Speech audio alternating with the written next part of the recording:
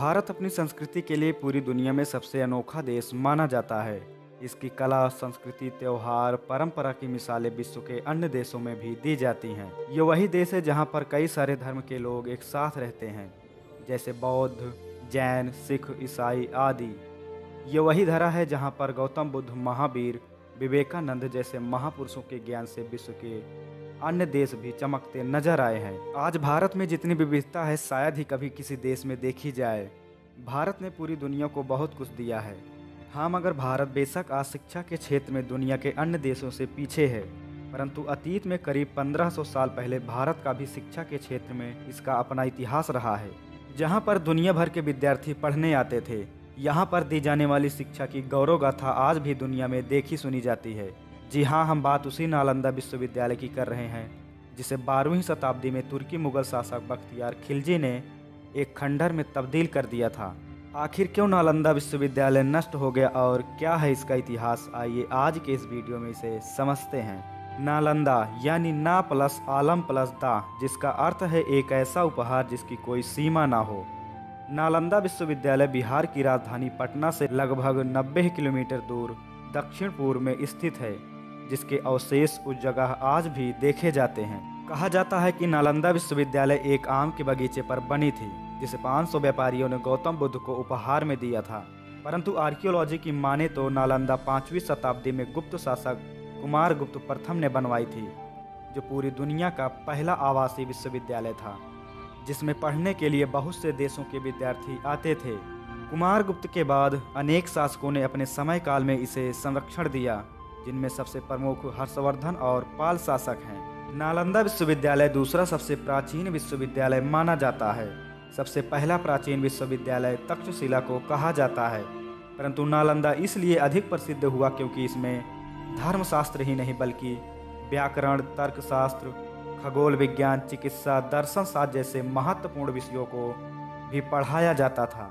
यहाँ पर जापान, चीन, इंडोनेशिया, ईरान आदि देशों से छात्र आकर शिक्षा को ग्रहण करते थे। अलग अलग दौर में यहाँ पर कई महान अध्यापकों ने पढ़ाया, जिनमें नागार्जुन, बुद्धपालिता, शांतरक्षिता और आर्यदेव शामिल थे। चीनी यात्री हुएनसांग जो 7वीं शताब्दी में भारत आए थे, इन्होंने नालंदा में पढ़ाई की और चीन लौटने के बाद नालंदा के बारे में विस्तार से लिखा और इसे विश्व का सबसे बड़ा विश्वविद्यालय बताया। नालंदा विश्वविद्यालय स्थापत्य कला का एक अनोखा नमूना भी है।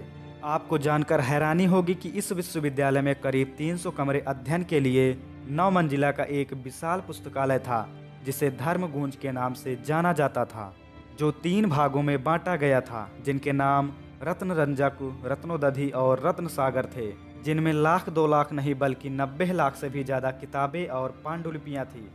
और यह भी माना जाता है कि जब बख्तियार खिलजी के आक्रमण से इसमें आग लगा दी गई तो इस विशाल पुस्तकालय में रखी गई किताबें करीब 3 महीनों तक जलती रही। परंतु बख्तियार खिलजी ने नालंदा में आग क्यों लगा दी, आइए इस कहानी को भी समझते हैं। विश्व के महानतम विश्वविद्यालय में से एक नालंदा विश्वविद्यालय का पतन कैसे हुआ, यह जानने की इच्छा लगभग हर व्यक्ति में रहती है। कहा जाता है कि एक समय ऐसा था जब बख्तियार खिलजी काफ़ी बीमार पड़ गया था। उसने अपने हकीमों से काफ़ी इलाज करवाया, मगर वह ठीक नहीं हो सका। तब ऐसे में उसे सलाह दी गई कि वह नालंदा विश्वविद्यालय के आयुर्वेद विभाग के प्रमुख आचार्य राहुल श्रीभद्र को दिखाएं और उन्हीं से इलाज करवाएं। परंतु खिलजी इसके लिए तैयार नहीं था। खिलजी को अपने हकीमों से ज़्यादा किसी और पर भरोसा नहीं था। वह यह मानने को बिल्कुल तैयार नहीं था कि भारतीय वैद्य उसके हकीमों से ज़्यादा ज्ञान रखते हैं, परंतु उसे अपनी जान भी बचानी थी। तब ऐसे में आचार्य राहुल श्रीभद्र को बुलवाना पड़ा, लेकिन खिलजी ने उनके सामने एक शर्त रखी कि उनके द्वारा दी गई किसी भी दवा को मैं नहीं खाऊंगा। श्रीभद्र ने यह शर्त मान ली और कुछ दिन बाद खिलजी के पास एक कुरान लेकर पहुँचे और कहा कि इस किताब को इतने पृष्ठ तक पढ़ लो, ठीक हो जाओगे। खिलजी ने राहुल श्रीभद्र द्वारा बताए गए पृष्ठों को पढ़ा और ठीक होता चला गया। ऐसा कहा जाता है कि राहुल श्रीभद्र ने कुरान की कुछ पन्नों पर एक दवा का लेप लगा दिया था और वह थूक के साथ उन पन्नों को पढ़ता गया और ठीक भी हो गया। खिलजी इस बात से परेशान होने लगा कि भारतीय विद्वान उसके हकीमों से ज़्यादा ज्ञानी कैसे हो सकते हैं, और अपने इस आक्रोश में उसने इस देश से ज्ञान, बौद्ध धर्म और आयुर्वेद की जड़ें नष्ट करने का फैसला किया। परिणाम स्वरूप खिलजी ने नालंदा की उस महान पुस्तकालय में आग लगवा दी और 12वीं शताब्दी तक करीब 700 साल तक पूरी दुनिया को ज्ञान देने वाली इस नालंदा को खंडहर बना दिया गया।